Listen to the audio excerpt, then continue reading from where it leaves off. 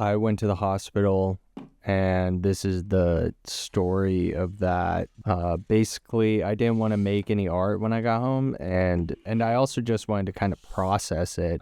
So I wrote it down. I kind of gave up on it at a certain point, but I really wanted to make a video about it because I haven't told really anybody about what happened other than like close friends and family and stuff. And I was watching BoJack Horseman, and there's a part where one of the characters really wants to write this like dark, edgy book of essays about her life and trauma and stuff like that. And she's like obsessed with writing it, but she ends up writing this like kind of fun young adult novel. She doesn't really like it, but everybody else likes it, and they want her to continue with that rather than writing her book of like kind of like self-absorbed essays or whatever. And one character asks, why does it matter? Like, why don't you just write the one that everybody likes? And Diane says something along the lines of she wants her trauma to mean something. She doesn't want to have bad trauma. She wants to be able to like make something out of it. She wants it to mean something in the end. And that's, I guess, kind of how I feel about this. So, whatever, I'm just going to get into it. So when I was a kid, I loved dirt and mud and germs, like all healthy kids do. And then one day, a parasite found its way into my body. And I remember being so sick on the playground at school. And I remember watching my friend Jesse kick a kickball super far. And it was insane to me. Not that he kicked it so far, but just seeing these kids continue to play while I was just laying there suffering. Suddenly playing didn't make sense to me. And to see that disconnection between myself and life, that life is going to continue without me, was just confusing and insane to me. And I remember that feeling, and I remember just laying on a pile of backpacks on the concrete until some teachers finally brought me into the nurse and called my mom and said, hey, you got to take Parker to the doctor, like immediately. And the last thing I remember was violently vomiting in the hallway at school, dangling from my mom's grip on my arm. And I don't know, I guess I blacked out, or I was just a kid and I don't remember. But I went to the hospital and I saw things while I was in the hospital in this state. Like hallucination, like ghosts and people coming in and leaving. But I also felt like I learned something about life and the lessons I learned. Pain is real and that life goes on without you. And I also learned that medicine is gross. I've come to see hospitals as a type of threshold, like a boundary between the living and the dead. You think about it, and they're just buildings full of people and machines and chemicals working to keep you on this side of that threshold, on the side of the living, to keep you from crossing over into the land of the dead. I used to never get sick, but I guess that when I did, I would make it count, because in 2011, at the ripe old age of 20, I got this sore throat, but not just any sore throat. It wouldn't go away. I couldn't eat anything because I couldn't swallow. I couldn't really talk to anybody about how bad it hurt because I couldn't even talk. I had trouble breathing. I couldn't drink water. I tried to sleep it off, and I slept for 24 hours, which is still my record. It just kept getting worse, and I got the same sensation of feeling like I was watching life leave me behind. In the covered wagon times, like on the Oregon Trail, some people couldn't keep up with the party, and they would a lot of times take a rest, and maybe like their family or something would sit with them for a while, and then everyone would catch up with the party. But eventually they would sit down and not get back up. And you can imagine these poor souls just taking a seat on some rock and watching the other people get smaller and smaller until they finally disappear in the horizon. I remember watching my roommates and classmates and friends through the window, just carrying on with their lives and feeling fine, feeling healthy, working on their projects, loving life. And I remember thinking that dying is just as much about life continuing on without you as it is about you leaving it. And in this state, I crossed that threshold again into the hospital. I needed surgery. I had gotten strep throat and a massive infection on one of my tonsils, and they needed to cut out the infected area before it spread into my heart. Really caused some damage. In the hospital that time, I remember taking morphine every chance that I got and watching Toy Story 3 and thinking that it was the most beautiful movie I had ever seen in my life. Couldn't wait to eat all the food that I saw in the commercials. I remember that too. I vowed never to take a glass of orange juice for granted again. Lesson learned, don't take life for granted. July 13th, 2024, my brother's wedding day. I feel lousy. I'm freezing, but I'm hot. Sounds like a fever, but I don't have a temperature. I've had a headache for 3 days straight. My throat hurts. No COVID, no flu, no strep.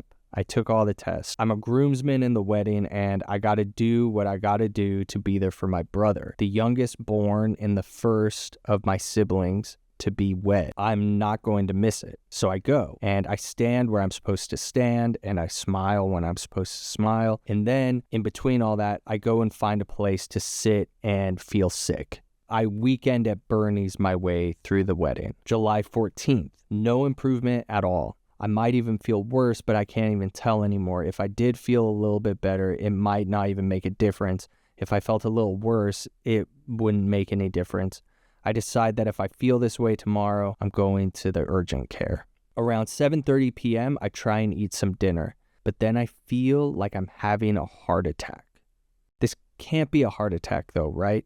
But this is it. This is exactly what it's describing and what everybody's described when they've described a heart attack. This tight, sharp, relentless pain in the middle of my chest radiating out to my left arm. That's what I feel. I go to the ER because the pain won't go away, and I'm mostly annoyed with myself on the way there because I just have this feeling that I'm going to be one of those people who Googled symptoms, convinced themselves that they have them, and then it ends up being indigestion from Carl's Jr., and then it's going to cost like $4,000. So I cross the threshold doors into the ER. Maybe not the threshold yet, the like waiting room of the threshold, I guess. What brings you in tonight? That's the question that everyone asks you in the ER. The first time someone asks, you fall for it. You spill your guts. You add details and dramatic tension. You add flair. I think I'm having a heart attack. Sharp pain right here. Make sure you wince. Radiating out to here. Point to your left arm as though you've forgotten the words. The past 2 or 3 days, I've had the worst fever of my life. I shake all night. I find no rest. They type some stuff and then go, okay, wait here. Then another person comes in and asks, what brought you in tonight? You try and recapture the performance. You can tell that you're not getting it though. Okay, we're going to bring you into this room, the person says.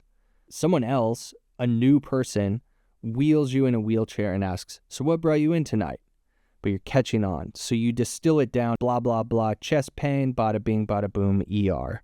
2 very young EKG technicians come in and hook you up to an EKG. They're giggling and talking about TikToks and gossiping about their coworkers. They never make eye contact or even say hello. They just go, lift up your shirt. When they're done getting the readout, one of them grabs all of the wires hooked up to your chest and abdomen and rips them out in one yank. She looks at her friend to make sure that she saw, and they both laugh at you, still without acknowledging you, other than laughing at you. At least they didn't ask what brought you in tonight. What brings you in tonight? A new person. Judging by her clipboard, different color scrubs, and general confidence and demeanor, she looks like the real deal. This is who you should have saved your story for, you tell yourself. You start spilling it again, and you're nailing it. She injects an IV into your vein. You watch it go in because you don't like the feeling unless you can see it too. She starts taking blood. You're coming to the crescendo in the story. I got this tight, sharp pain, emphasizing every syllable. Right here, thumping your chest with your finger like you're a southern preacher in a sermon. Radiating pain. She cuts you off. Is your sweatshirt on backwards? You look down. Your sweatshirt is on backwards. And it's not even all the way on. It's tucked into itself about halfway down. Yeah, it is. I guess I was kind of in a hurry to leave and get here. Okay, continue. The worst pain you've ever felt, something about pain. So it was the worst pain I ever felt, and it just felt just like a heart attack. And just then another person walks into the room and asks, "What brings you in tonight?" And you stare at this new person. Then you look back over to the person filling tubes with your blood. You're waiting for her to break, to start laughing, because clearly they're messing with you. Then you look back to the other person, and she's also not laughing. So you take it from the top. Halfway through your little song and dance, you feel you're in good hands. She says things like, "I understand. That sounds painful." The other nurse leaves with vials of your blood. They're going to wait for the results and see if they can find out what's going on. You're left alone. You're going to be alone a lot in your near future, but you don't know that yet. Right now, you're just a stupid, dumb idiot in a backwards sweatshirt who Googled, "What does a heart attack feel like?" You feel dumb and mad. Mad at yourself for coming here, mad at your body for breaking down. The heart attack feeling is gone now. You still feel like shit, but the old shit. Should have just waited and gone to the urgent care tomorrow. When the doctor finally comes in about 20 minutes later, her eyes are wide. Is it shock or confusion? "We have to admit you to the hospital tonight." It doesn't really land right away. You just say, "Oh, what? No way," as if she just told you that they don't have mozzarella sticks or something. "We have to admit you for observation, maybe a couple of days until we figure out what's causing this, okay? Your tapioca levels are through the roof." Not knowing what tapioca levels are, you go, "Oh, no, not my tapioca levels. Have you been doing cocaine?" "No, do I have cocaine symptoms?" "Well, your tapioca levels look like you either had a massive heart attack, which we can tell from your EKG and your blood pressure that you definitely didn't, or like you've been doing a lot of cocaine or amphetamines. Doesn't matter to me one way or the other. I'm just trying to help you out here." No cocaine. "We're going to move you to a new area while we get a room ready for you. We'll also get some x-rays of your heart and an ultrasound and consult with our surgeon and hospitalist to make sure that you don't need surgery tonight." And that's when it landed. I'm crossing the threshold. Don't look away. A voice in my head urges me as they wheel me in a bed through the halls of the ER. I look in the faces of the other suffering souls who also wait here at the threshold doors. The person pushing me stops to let a gurney go by. On top of the gurney is a tiny little old lady with an oxygen mask on. I gaze into her face. She's wearing a peaceful smile, even though they're pushing her with much more urgency than they are pushing me. "Don't look away. This will be you," that voice says. "What brings you in tonight?" the guy pushing me asks. "Blah, blah, blah, chest pain, bada bing, bada boom, ER," I respond. He doesn't say anything back. He puts me behind a curtain in a room that beeps and hums with two other patients. One of them is talking and laughing, and the other one is asleep. Alone again. So what did actually bring me here? Well, a lot of them were thinking, or maybe hoping, that it was cocaine, because they all kept asking me if I did cocaine. And after I said no, they talk all quiet and be like, "It's all right, you can tell us. We won't be mad, we're cool." It got to the point where I would laugh when they asked if I did cocaine, which didn't help my case, but it was just so absurd to me because of how convinced they all were that I was doing it, or some kind of drug, that I was keeping my drug use from them when I haven't used drugs in as long as I have. They did eventually believe me though, and I think that they were mostly just hoping that it was cocaine or other drugs because it would be an easier answer. But then something worse happened. They became fascinated by me. Doctors in an ER might be the last people on earth who you want to be fascinated by you. They all kept telling me about my tapioca levels being all high and all that, and finally I got the idea to ask, what the heck is a tapioca level? And they said troponin, not tapioca, troponin. Troponins are proteins that help regulate the muscles in the heart. When you have a heart attack or get amped up on speed, your heart produces a ton of troponins to try and regulate the damage that's being done to the muscle. I don't really get what they are exactly, but a normal troponin level readout is between 0 and 50. My troponin levels were 18,000 when I came into the ER. Yikes, I told the doctor. It's ridiculous, he said. And ridiculous isn't a word that doctors use lightly. On top of that, I got a little bit of pneumonia in my right lung. That's right, pneumonia. Like I'm a character in a Charles Dickens novel or a Civil War vet. Pneumonia, that pneumonia. The pneumonia was straightforward though, antibiotics. The troponin levels, that's a different story. My room was finally ready around 1 a.m. They started pumping the antibiotics through my IV into my arm. I turned Seinfeld on the TV. It was the Soup Nazi episode. I got that heart attack feeling again. Right in the center of my chest, tight, sharp, radiating out to my left arm. Except now, what's weird is I'm hooked up to a heart monitor. So even though I feel like I'm having a heart attack, behind me, I can see that my heart rate is actually normal. I call the nurse. She brings me a Norco. Painkillers are dangerous for me though. I hesitate, but the pain was too intense. I had to take it. I could visualize my pain as this grotesque ball of flesh and pus oozing out of it. And as the painkillers kicked in, the ball didn't go away, but it was surrounded by these patches of soft, warm, green grass with these big-eyed animals frolicking. I passed out for maybe a couple of hours, but I couldn't sleep in the hospital bed, and nurses were always coming in and out. I spent the next 3 days tossing and turning in this uncomfortable, plastic, rubbery bed. Mostly alone, mostly waiting. There was a curtain at the foot of my bed. I got to know this curtain well. Don't look away, I would remind myself. The nurse who brought the food told me about the things that people hear and see at night. First of all, the walls are thin, she says, so you can hear people screaming. Some people call me in and ask me if I can make the kids go play somewhere else. But there's no kids. Someone called me in one time to get an old woman out of the chair in his room, and he pointed to an empty chair. She's the same nurse who brought me an extra vanilla ice cream one night. The worst meal I had in the hospital was grilled chicken breast with green beans and rice. There were two main doctors that were in charge of monitoring me in the hospital. One was the hospitalist, one was the cardiologist. They both asked if I did cocaine.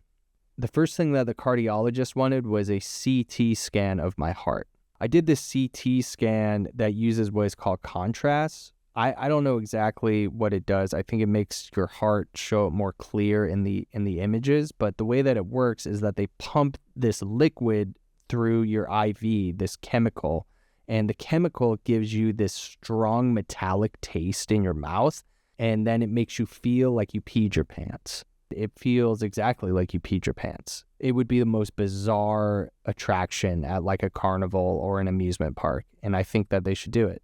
I had another phantom heart attack on the second night around 8:30 p.m. American Dad was on TV.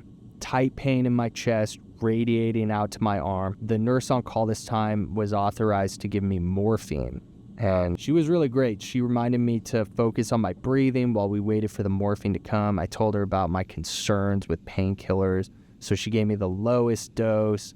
Pay attention, I thought.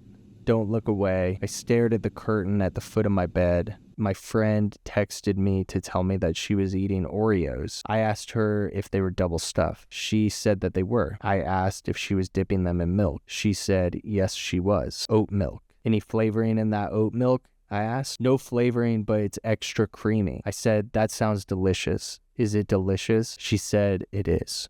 The morphine came. For tonight's drug-induced visual entertainment, the curtain in front of my bed shifted into a forest, and through the trees, I could see a procession of people wearing animal skins going off to perform what I can only assume was some ancient rite. But then I passed out before I got to see the show. But the sleep was again short-lived.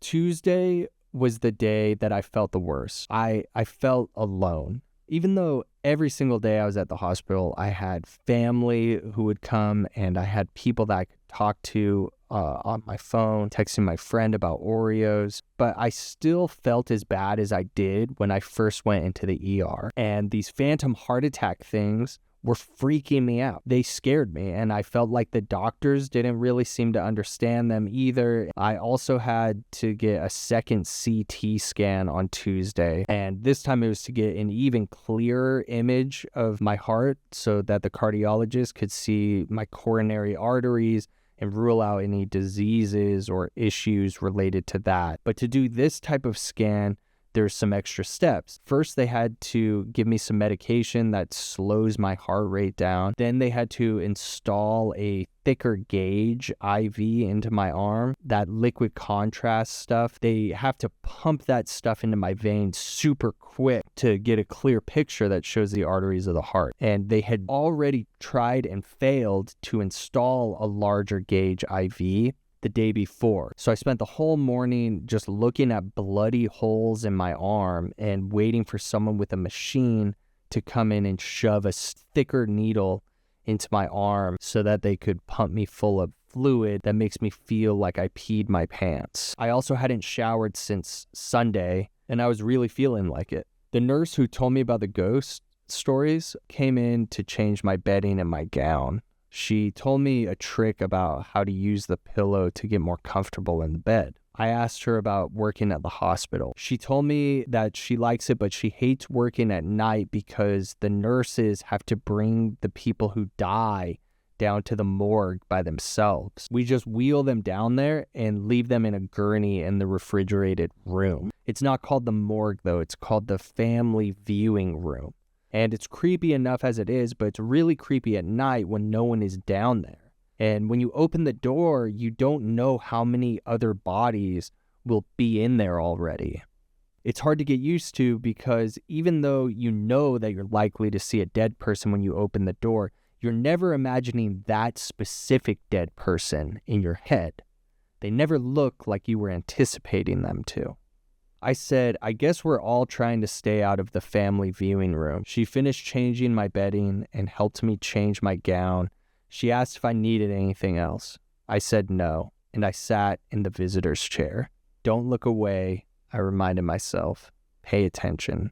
The people came in with the machine and jabbed the thicker IV into my arm.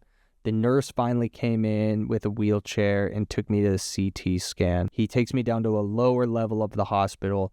It looks like it's from Silent Hill. I tell him it's creepy as hell down here. He laughs.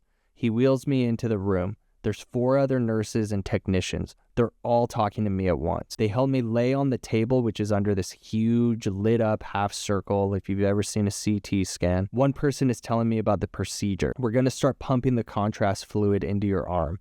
You're going to taste a metallic flavor in your mouth. Then it's going to feel like you peed your pants. Don't worry. It's just a feeling. It's just a flavor. Another nurse says, the machine is going to tell you to breathe in and then breathe out. Breathe in when it tells you to breathe in. Do not breathe out when it tells you to breathe out. Just hold your breath. We'll tell you when to breathe out. Another nurse is asking questions. Do you smoke? Have you drank coffee in the last 24 hours? Do you take Viagra or Cialis? I go, well, and everyone stops and looks at me.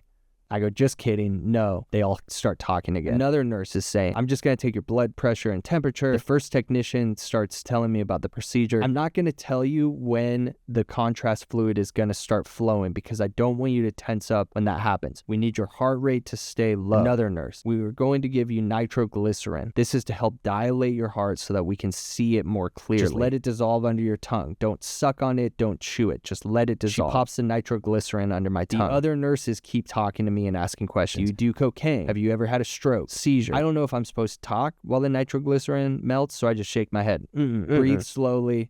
We're going to let your heart rate slow a little, and then we'll start. They all go into the control room. The table I'm laying on starts humming as it begins to move. I think about John F. Kennedy and the space race for some reason. The table stops moving. The voice on the machine goes, breathe in. I breathe in. Breathe out. And I keep holding my breath. All of a sudden, I taste metal in my mouth and my crotch gets warm.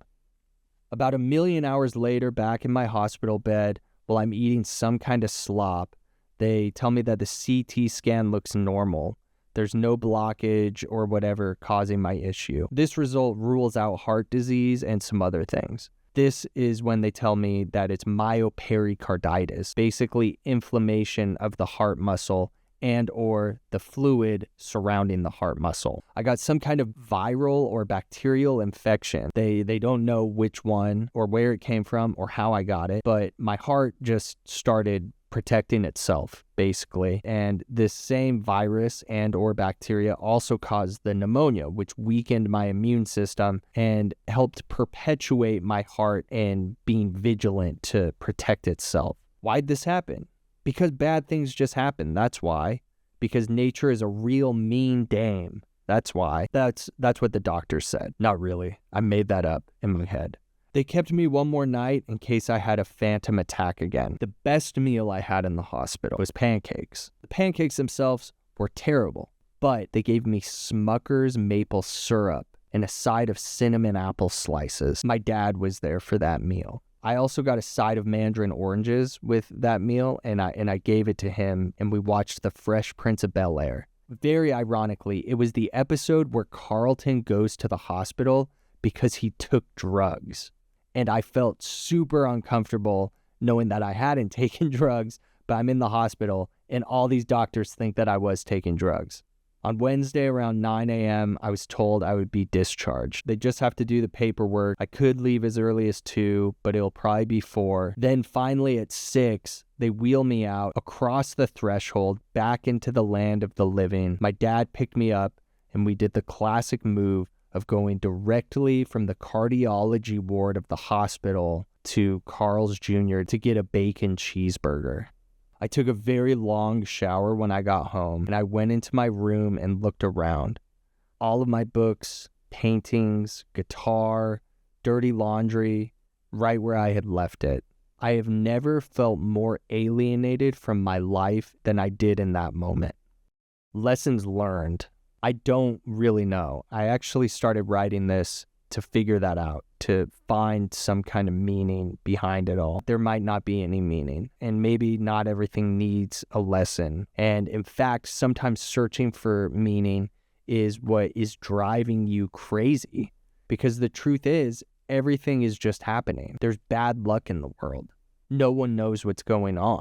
I got super depressed after this happened, and part of that is because I was looking for this deeper meaning behind it, or expecting some meaning, or thinking about the meaning behind the meaninglessness. All right, that one's a little far, but this drawing that I'm doing in this video is the first thing that I've made since everything went down, and it's been over a month. I really went down a dark spiral after this whole thing. The hospital was 3 days, but the depression was like 2 or 3 weeks. Originally, I wanted to make some like puppets or animations to fill this video with. But at a certain point, I realized that I was never going to do that. And I think that the reason why I wanted to do that was so that I would never finish it, so that I would never get back to work. I wanted to create obstacles for myself. And at a certain point, I had to like focus all my attention on like dealing with the depression and the reason why I felt so dark about everything, about life in general. And one thing I've realized is that I always feel like I'm behind on everything. I always feel like I'm trying to get somewhere. And the best thing about art is the process of making it. And the worst thing about life is rushing from one thing to another, because then you're missing out on everything that happens. And if I'm always pushing myself to finish this thing or that thing, I'm missing out on the whole fun of it. I'm missing out on the whole dance. I'm going to the restaurant and not ordering any food. So the closest thing to a lesson or a meaning that I've found from this is that I really need to like slow down and enjoy the process of what I'm doing, because in the end, that's like all that there really is. Like, yeah, I have goals and I have things that I'm trying to get out of life, but in trying to get them, I've just become like blind, and I'm not enjoying the ride as much as I should. And that in turn is preventing me from like getting to a place that I want to be. Life just basically continues whether you're ready for it to or not. Maybe not the best way to conclude things, but I'm just running out of breath at this point, and I want to get this video out so that I can move on to the next thing in my life. I hope you enjoyed.